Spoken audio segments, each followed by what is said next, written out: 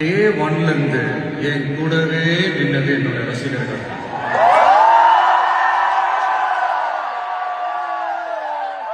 ஒரு நாள் 2 நாள் இல்லைங்க, கிட்டத்தட்ட ஒரு 30-33 வருஷத்துக்கு மேல என் கூடவே நின்றுக்கிறாங்க. அதனாலதான் நான் என்ன டிசைட் பண்ணேன்னா, அடுத்த 30-33 வருஷத்துக்கு அவங்களோட நான் இங்க இருக்க முடியும்.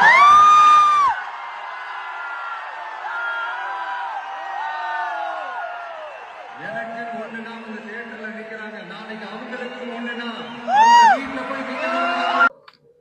தளபதி கச்சேரி இதை பார்க்கும்போது கொஞ்சம் சேடாக தான் இருக்குது. ஏன்னா நம்ம சின்ன வயசுலேருந்து பார்த்து வளர்ந்த ஒரு ஆக்டர் வந்து இப்போ சடனாக இப்போ நடிக்கிறது இல்லை அப்படிங்கும்போது வந்து கஷ்டமாக தான் இருக்குது.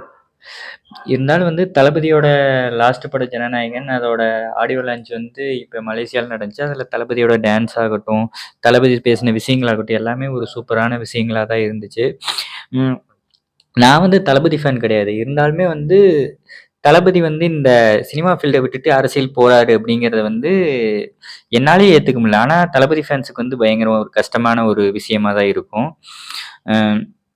அதுவும் இல்லாமல் நம்ம குழந்தையிலேருந்து பார்த்து வளர்ந்த ஒரு ஆக்டர், அவரை பார்த்து நிறைய பேர் இன்ஸ்பயர் ஆயிருப்பாங்க. அவரை பார்த்து நிறைய பேர் வந்து நடிக்கிறது, நிறைய விஷயங்கள் அவரை பார்த்து பண்ண ஆரம்பிச்சிருப்பாங்க. அவங்கள மாதிரி ஆளுகளுக்குலாம் இன்னும் ஒரு ஃபீலிங்காக தான் இருக்கும்.